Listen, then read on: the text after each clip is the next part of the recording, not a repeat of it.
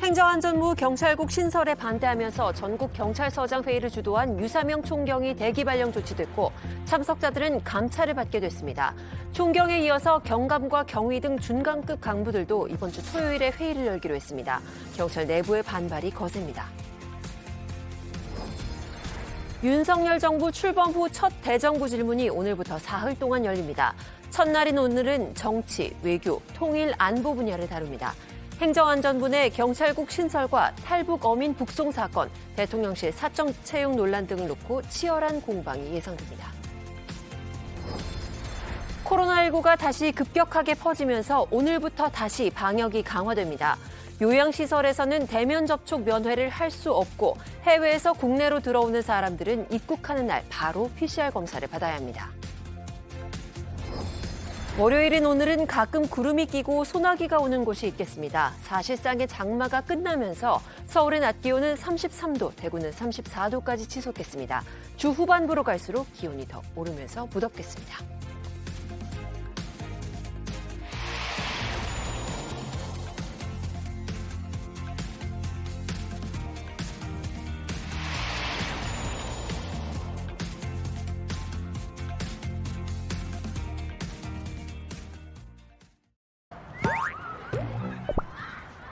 키 성장 타이밍을 놓치지 않고 키워주는 게 중요하다고 하더라고요. 아이 성장판이 다치기 전에 미리 키클레오 공사에 시작해서 다행이에요. 키클레오 공사이 보타니스타.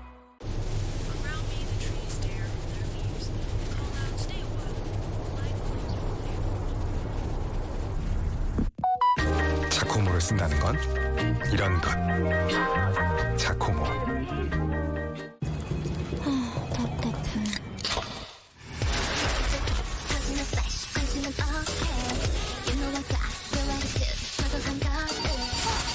즐거운 시간 펩시. 펩시 제로 슈거. 오늘도 메이킨. 먹을 땐 걱정 없다. 비울 땐 확실하다. 아침이 가볍다. 변비 복부팩만 식욕부진 한 번에 싹 메이킨. 대한민국 누구나 유쾌 상쾌 통쾌. 변비엔 메이킨. 네, 시청자 여러분 안녕하세요. 설레는 하루를 만드는 습관 아침엔입니다. 김하은 아나운서의 개인 사정으로 이번 한 주는 제가 여러분을 찾아뵙게 됐는데요. 묵직한 책임감을 가지고 여러분의 하루의 시작에 활력을 불어넣어 드리겠습니다. 그럼 7월 25일 월요일 아침엔 우리 모두 힘내서 출발할까요?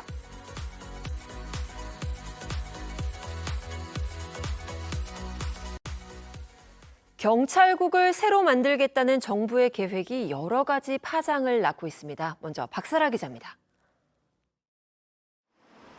경찰청은 총경들이 윗선의 명령을 무시하고 국가공무원법상 복종 의무를 위반했다며 감찰의 이유를 설명했습니다.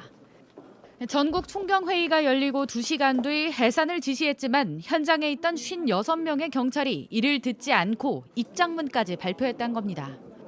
경찰청은 감찰 명단 추리기에 들어갔고 회의를 주도한 유사명 총경은 대기 발령 조치됐습니다. 하지만 일선 경찰들은 지휘부의 이런 조치가 입을 틀어막겠다는 것이라며 반발했습니다. 경찰 내부망에는 자신도 징계해달라며 회의 참석자들을 지지하는 글들이 올라왔습니다. 경찰대학 교수인 한 총경은 경찰국 신설로 인해 경찰이 국민이 아닌 위만 바라보는 일이 되풀이될 것이라고 썼습니다.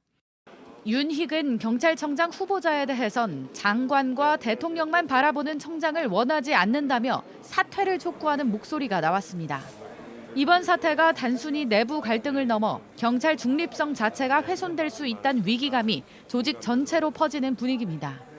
이른바 검수완박 사태 당시 검사들이 모여 목소리를 냈을 땐 정부가 문제 삼지 않다가 경찰에 대해서만 강경 대응을 하는 데 대한 지적도 나옵니다. 총경회의는 공적 업무가 아님에도 지휘부가 강제 해산을 지시한 게 직권 남용이 될 수 있다는 해석도 있습니다. 의무 없는 일을 강제로 시켰다고 하는 직권 남용의 혐의 가능성도 배제할 수 없는 거기 때문에 전국 경찰직장협의회는 오늘부터 경찰청 앞에서 1인 피켓 시위를 진행할 예정입니다. 경찰들이 집단 행동에 나서면서 사상 초유의 경란으로 사태가 커질 수 있다는 관측도 나옵니다. JTBC 박사라입니다.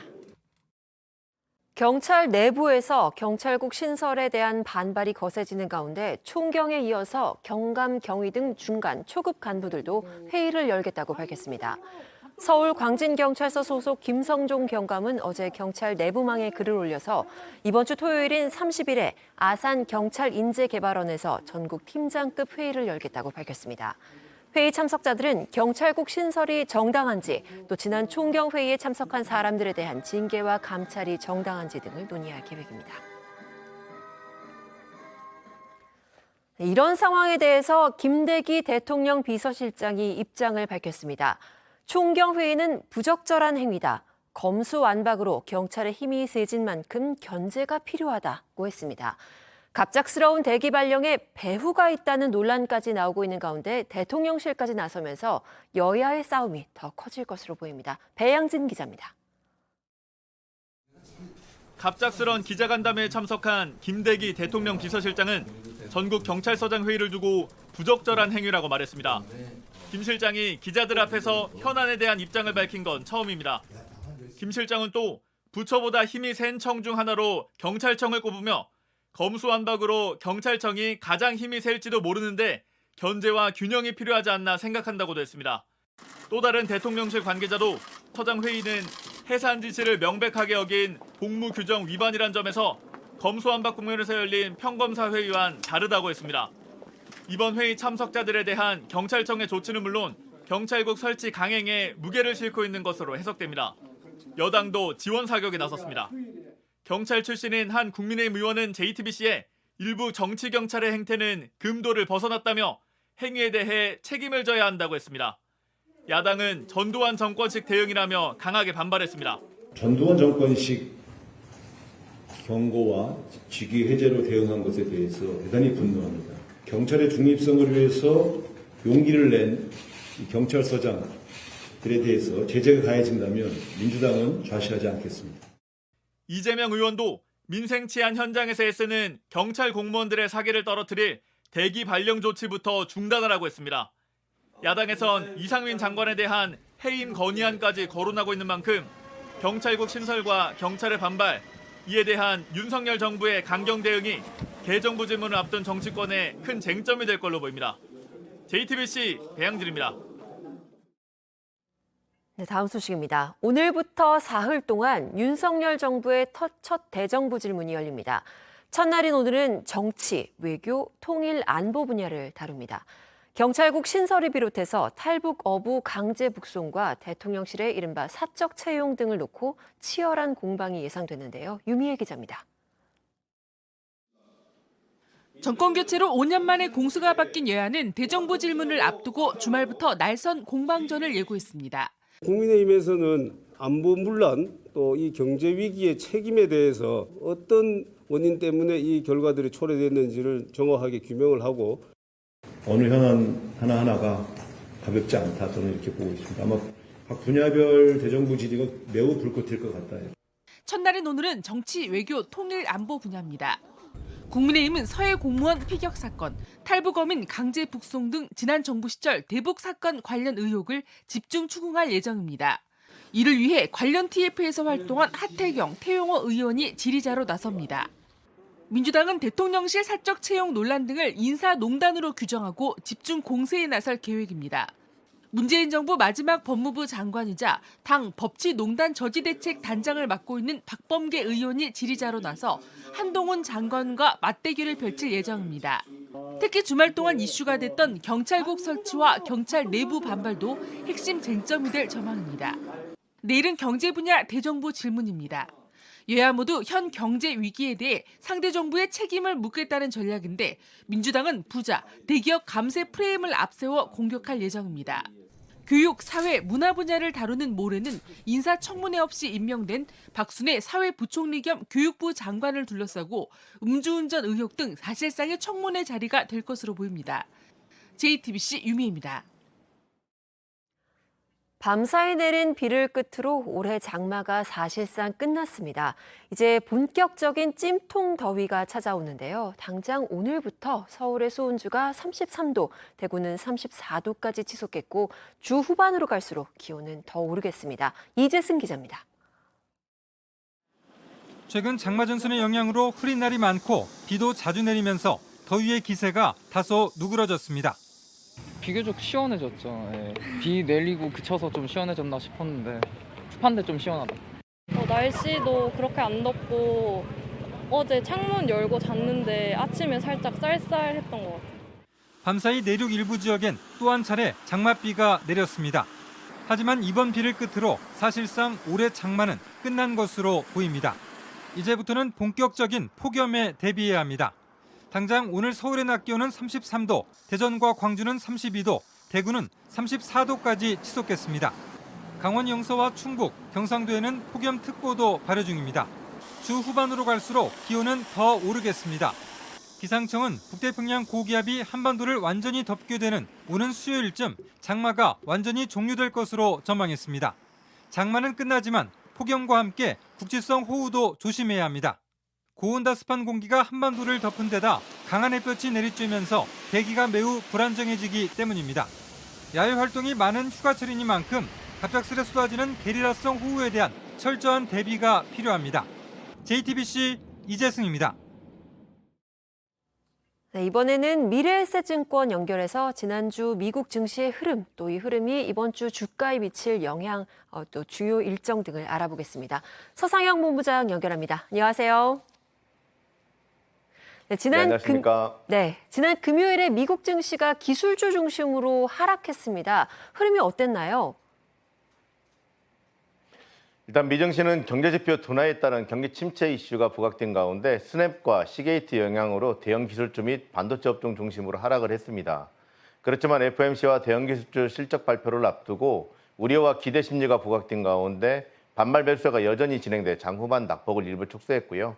특히 견고한 실적을 발표한 일부 헬스케어 및 경기 방어주 중심으로 매수가 유입된 점도 특징이었습니다. 지금 미국 기업들이 본격적인 실적 시즌이 진행이 되고 있는데 특징이 있을까요? 일단 본격화되고 있는 미국의 2분기 실적 시즌으로 개별 기업들의 변동성이 확대되는 경향들을 좀 보이고 있는데요. 22일 현재 S&P 500 기업들 중 21%가 실적을 발표한 가운데 68% 기업들이 시장 예상을 상회한 실적을 발표를 해서 지난 분기 기록했던 77%에 비해서는 소폭 둔화되었습니다. 그런 가운데 지난 1분기와 달리 2분기 실적 시즌이 좀 다른 모습을 좀 보이고 있는데 1분기에는 예상을 상회한 실적을 발표한 기업들이나 하위한 기업들 모두 실적 발표 후 하락을 했다면 이번 분기에는 아직은 실적 발표 초반이긴 하지만 예상을 상회한 실적을 발표한 기업이나 오히려 하위한 기업들 모두 2%대 상승을 하고 있습니다. 이는 연초 이후에 지속적으로 주식시장이 하락했기 때문에 이번 분기 실적 시즌을 빌미로 저가 매수세가 유입되고 있음을 보여준 사례라고 볼 수가 있습니다. 그렇다면 지난 분기에 비해서 좀 달라지는 점들이 분명 있을 텐데 이번 주에도 기업들이 많이 실적 발표를 할 거로 예고를 했습니다. 어떤 점에 우리가 좀 주목을 하면 좋을까요? 일단 시장의 관심사는 FOMC 결과와 파월 연준의장의 발언인데요. 75bp 금리 인상은 하겠지만 시장의 우려와 달리 공격적인 금리 인상을 언급할 가능성은 제한될 것으로 전망된다는 점에서 주식시장에는 중립 이상의 이슈로 작용할 것으로 예상을 하고 있습니다. 물론 현재 시각 26일 미 증시 마감 후에 실적 발표하는 마이크로소프트, 알파벳, 27일에는 메타 플랫폼, 28일에는 애플, 아마존 등 대형 기술주 실적 발표를 앞두고 있어서 적극적인 대응 또한 제한될 것으로 예상을 하고 있고요. 이 영향으로 주요 이벤트를 기다리면서 적극적인 대응보다는 종목 장세가 좀 진행될 것으로 전망을 하고 있습니다. 그러니까 이번 주에는 굵직한 테크 기업들이 실적 발표를 할 걸로 좀 기대가 되고 있는데 한 주를 시작하는 월요일입니다. 오늘 우리 증시는 어떻게 전망하시나요? 일단 미증시가 스냅과 시게이트 영향으로 하락한 점은 한국 증시에는 당연히 부담이고요. 그렇지만 미증시 하락 요인은 이미 지난 금요일 한국 증시에 선 반영이 되었다는 점을 감안해서 영향은 제한될 것으로 전망을 하고 있습니다. 이런 가운데 달러화가 약세를 보여 원화 강세가 기대된다는 점은 긍정적이고요. 이를 감안해서 한국 증시는 0.3% 내외 하락 출발이 예상되지만 주요 이벤트를 기다리면서 관망세가 짙은 가운데 반발 매수 심리 또한 유입되면서 견고한 모습을 지속할 것으로 전망을 하고 있습니다. 네, 큰 충격 없이 견고한 모습을 기대해 보겠습니다. 지금까지 미래에셋증권의 서상영 본부장이었습니다. 고맙습니다. 러시아가 곡물 수출 협상을 타결하고 하루 뒤에 우크라이나 항구를 포격했다고 시인했습니다. 그러면서 이번 공격이 군사시설을 향한 것이라고 했지만 흑해 수출길 안전을 위협한 건 분명해 보입니다. 김재현 기자입니다. 포격을 맞은 배에서 불길이 치솟고 소방대원들이 가까스로 불길을 진압합니다. 흑해 항구로 우크라이나 곡물을 수출하자는 협상이 타결된 이튿날 오데사 항구에 떨어진 포격 피해 모습입니다. 러시아가 현지 시간 24일 해상에서 발사한 고정밀 장거리 미사일로 오데사 항을 공격했다고 시인했습니다. 자신들은 포격과는 관련 없다며 부인하다 하루 만에 입장을 뒤집은 겁니다. Вооруженные силы Российской Федерации продолжают специальную военную операцию на Украине. В морском порту города Одесса, на территории судоремонтного завода, высокоточными ракетами большой дальности морского базирования уничтожен находившийся в... 다만 러시아는 이번 공격이 곡물 저장소나 선박이 아닌 군사시설에 대한 공격이었다고 주장했습니다. 곡물 수출 협상 위반이 아니라는 취지입니다. 이집트를 방문 중인 라브로프 러시아 외무장관은 오히려 이번 합의로 자신들의 요구가 이행될 것이라고 밝혔습니다. The ships would be inspected to make sure that they don't bring any weapons, which would only be detrimental to the continued conflict. 라브로프 장관은 이날 전쟁이 계속되는 상황을 우크라이나 탓으로 돌렸습니다. 자신들은 곡물 협상을 넘어 평화 협상을 다시 열 준비가 돼 있지만 우크라이나가 전쟁에서 이기기 전까지 협상을 하지 않겠다는 입장이라는 겁니다. 그러면서 미국 등 서방국이 이 같은 행동을 조장하고 있다고 비판했습니다. JTBC 김재현입니다. 어제 일요일에도 신규 확진자는 줄지 않고 6만 명대를 기록했습니다. 일요일 기준 14주 만에 가장 많았습니다. 이렇게 코로나19가 다시 급격하게 퍼지면서 방역도 다시 강화되고 있습니다. 요양시설에서는 대면 면회가 오늘부터 금지되고 해외를 다녀오면 24시간 안에 PCR 검사를 받아야 합니다. 강버들 기자입니다. 국내 신규 확진자 6만 5,100명까지 지난 한 주 모두 45만 명이 코로나19에 감염됐습니다. 매일 6만 4천 명 가까운 환자가 나온 셈입니다. 주간 일평균 신규 확진자는 최근 한 달간 매주 배로 늘어나고 있습니다. 확산세가 이보다도 더 커질 걸로 전망되면서 8월 중순 내지는 8월 말에 25만 명 전후 수준의 유행 정점이 정부는 다시 방역을 강화하고 나섰습니다. 위중증 환자와 사망자를 최소화하는 게 목표입니다. 이에 따라 요양병원 및 요양시설 등의 대면 면회가 다시 금지됩니다.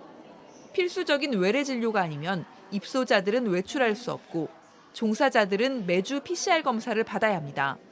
전파가 더 빠른 변이 바이러스를 막기 위해 입국자 관리도 강화됩니다. 현재 입국 3일 안에 받도록 된 PCR 검사는 입국 당일, 늦어도 24시간 안에 받고 음성 확인이 될 때까지는 집에 머물러 달라고 했습니다.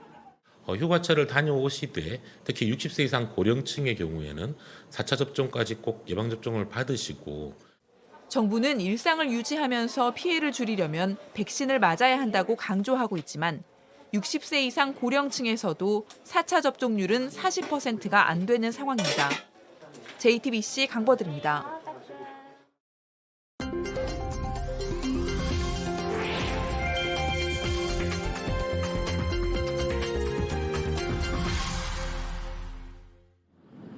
가만히 있어도 땀이 줄줄 흐르는 요즘 날씨에 가면을 쓰고 치렁치렁 차려입다니 다들 덥지도 않은 걸까요?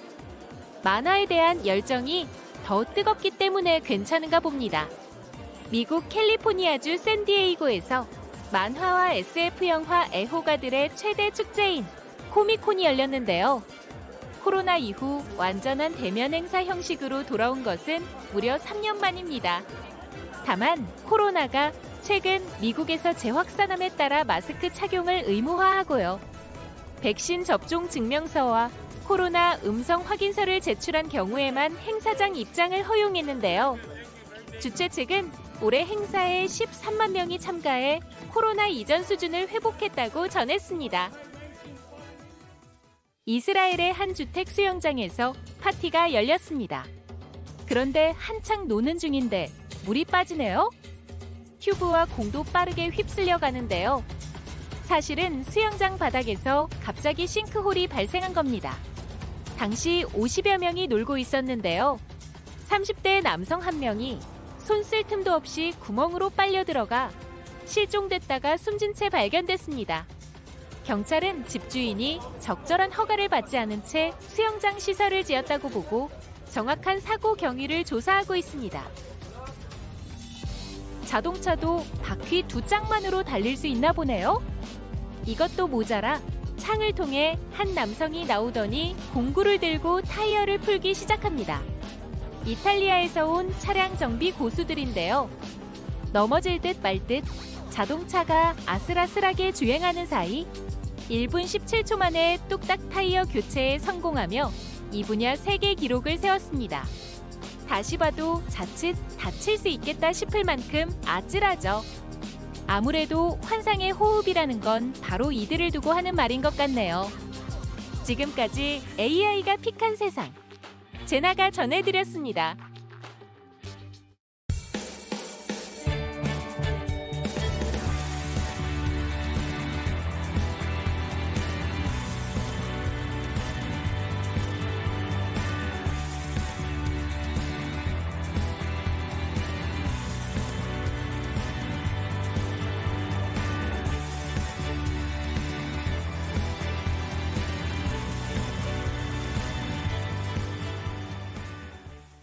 이번 주 목요일에 있을 당대표 예비 경선을 앞두고 이재명 더불어민주당 의원이 움직이고 있습니다. 봉하마을에서 노무현 정신을 강조한 데 이어서 광주에서는 5.18 묘지를 참배하고 광주 정신으로 민생 개혁을 하겠다고 했습니다. 다른 후보들 사이에서는 반 이재명 연대에 대한 목소리가 나오고 있습니다. 김필준 기자입니다. 경남 김해 봉하마을을 찾은 이재명 민주당 의원이 광주를 찾았습니다. 국립 5.18 민주묘지를 참배한 이 의원은 광주 정신을 강조했습니다. 이재명을 새로 태어나게 한, 사회적으로 재탄생하게 한 사회적 어머니다. 지방 순회를 마친 이 의원은 국회 대정부 질문 등 국회 일정을 소화할 예정입니다. 이 의원이 이렇게 전국을 순회하는 이유는 중앙위원회 표심을 얻기 위해서입니다. 예비 경선은 400명의 중앙위원 투표 70%, 일반 국민 여론조사 30%로 결정됩니다. 이를 통해 8명의 당대표 후보자가 3명으로 압축됩니다. 중앙위원회는 지자체장이나 지역위원장 등 지방 인사로 이루어져 있습니다. 따라서 다른 당권 후보자들도 지방을 돌며 당심을 호소했습니다. 김민석, 박용진 의원은 강원도를, 강병원, 박주민 의원은 수도권을 찾았습니다.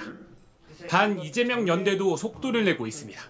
박용진 의원은 자신의 소셜미디어에 예비 경선 전 단일화를 다시 한번 주장했습니다. 특히 도덕적으로 떳떳한 민주당이 되자 안방 대세론을 넘어섰다며 이재명 후보를 저격하기도 했습니다. 이어 강병원, 박용진 의원 등 97그룹을 중심으로 조만간 회동을 가질 예정입니다. JTBC 김필준입니다. 술을 마시고 운전을 하다가 사람을 다치게 했다는 화나고 속상한 소식 하루가 멀다 하고 들을 수가 있는데요. 앞으로는 이렇게 음주운전을 하다 사고를 내면 전 재산을 날릴 수도 있습니다. 그동안 보험사가 피해자에게 준 보험금의 대부분을 이제는 가해자가 내도록 바뀐다고 하는데요. 장서윤 기자가 보도합니다.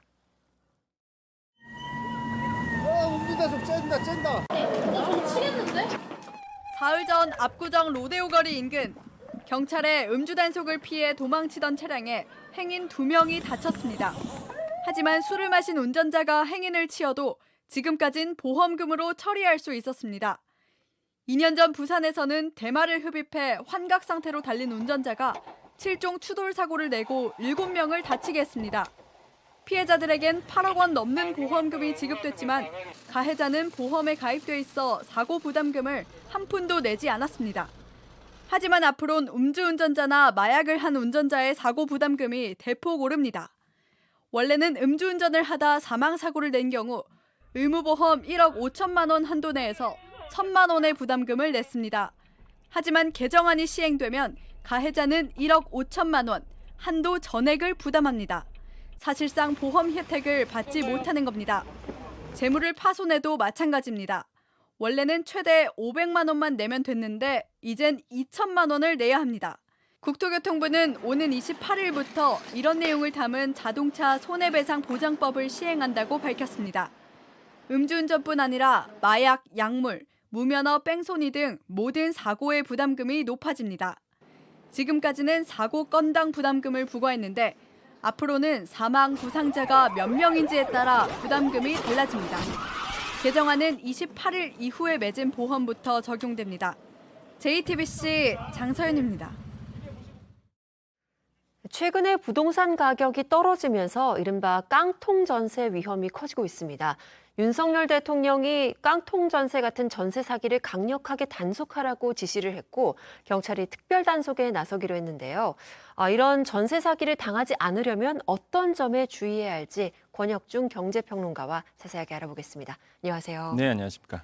자, 올해 들어서 집값이 떨어졌습니다. 그러면서 이 전세 보증금 피해를 호소하는 사례들이 많이 늘었다고요. 네, 맞습니다. 실제 그 주택도시보증공사 허그에 접수된 피해 금액을 봤더니 한 3,407억 원으로 조사가 됐는데요. 일단 상반기 기준으로 봤을 때 역대 최고 금액입니다. 실제 이제는 임대차 시장에서 이런 보증보험에 가입한 건수가 사실 전체 전세 시장의 절반이 되지 않거든요.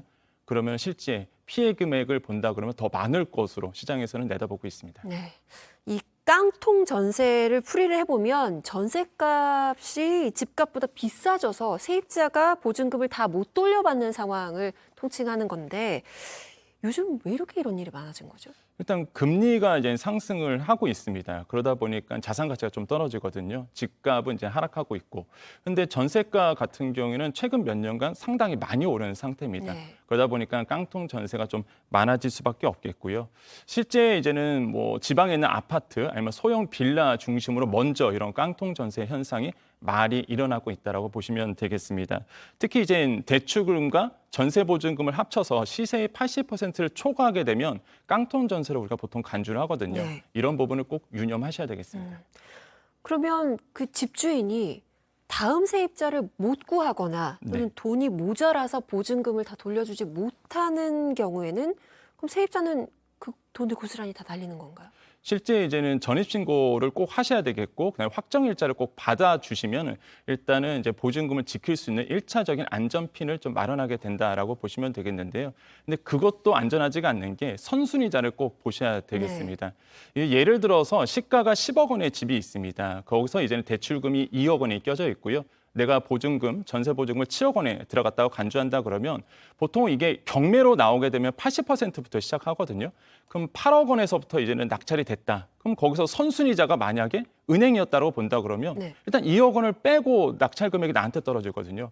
그러면 2억 원을 빼면 6억 원이지 않습니까? 네. 그럼 나는 전세금이 7억 원이었으니까 1억 원을 손해보게 되는 것이죠.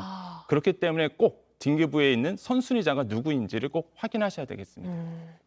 선순위자를 꼭 확인해야 된다라는 말을 좀 유념하셔야 될 텐데 네. 이 깡통 전세 말고도 대출 사기 유형이 많이 있잖아요. 좀 소개를 해주시죠. 예, 크게 한 3가지를 보셔야 되겠는데요. 첫 번째로는 대리인이 세입자와 이제 월세 계약을 맺고요. 실제 나에게는 이제 전세 계약을 맺는 케이스가 굉장히 많습니다. 네. 그래서 위임을 어떻게 했는지를 꼭 확인하셔야 되겠고, 두 번째로는 이제 신탁회사에 위임된 경우가 있습니다. 그러니까 집주인이 이 집을 신탁회사에 신탁을 맡겼는데 그걸 속이고 나한테 와서 이제 전세 계약을 맺는 케이스거든요. 이런 것도 유의를 하셔야 되겠고, 세 번째로는 집 한 채를 가지고 여러 세입자에게 이제 이중 계약을 맺는 경우도 굉장히 많습니다. 이럴 때에는 보통 공인중개사 없이 직계약할 때가 이런 경우가 굉장히 많거든요. 그래서 이런 것들도 유의를 꼭 하셔야 되겠습니다. 참 유형도 다양하고 이렇게 나쁘게는 좀 그 좋은 머리를 활용하지 않았으면 좋겠다는 생각이 들기도 하는데, 그러면 당장 이 전세로 살고 계시는 분들은 내가 살고 있는 집이 혹시 이 전세 사기 위험이 있는 거 아니야? 이런 부분도 좀 두려우실 것 같거든요. 맞습니다. 그럴 때는 꼭 2가지를 확인하셔야 되겠는데, 첫 번째로는 등기부를 좀 자주 보시는 것도 굉장히 도움이 됩니다. 그러니까 내가 전세에 살고 있는데 그 사이에 집주인이 바뀌었는지, 그래서 등기부에 있는 갑구를 좀 보시면은 소유권 확인이 가능하기 때문에 이런 것도 확인하셔야 되겠고, 두 번째로는 실거래가를 또 자주 확인하시는 것이 굉장히 도움이 됩니다. 그러니까 내가 일단 깡통 전세가 될 가능성이 높다라고 봤을 때는요. 그럴 때는 이제는 그 전세금 보증 반환 보험에 가입하시는 거 굉장히 좋겠는데 왜 그러냐면 많은 분들 오해하시는 게 이 보증 보험 같은 경우가 계약 때 맺은 걸로 착각하시는데요. 원래는 그렇게? 네, 그렇지는 않습니다.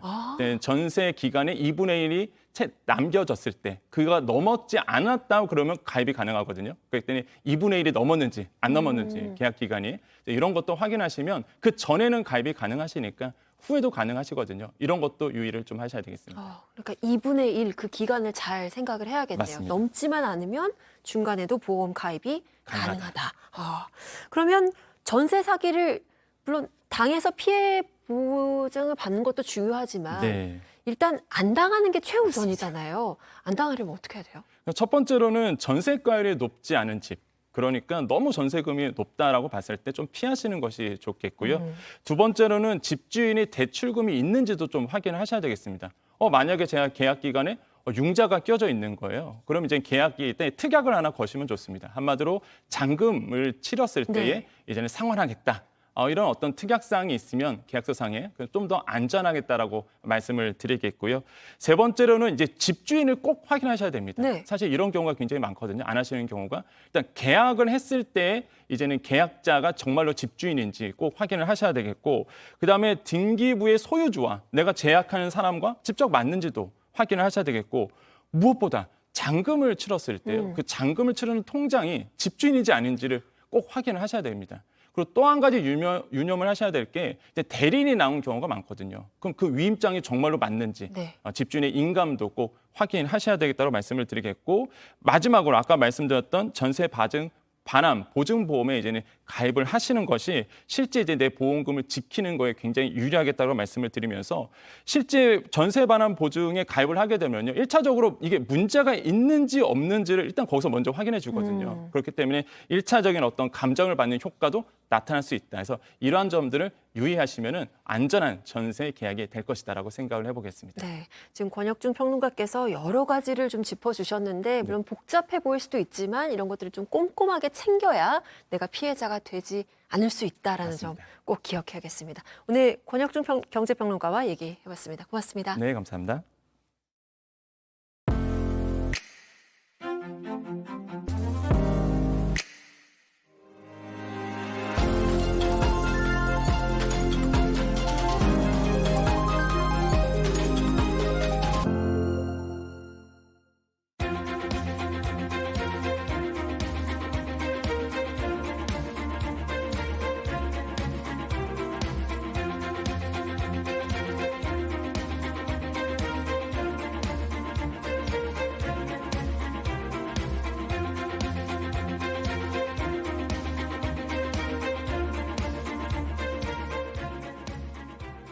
정부가 고정금리 대출의 비중을 높입니다.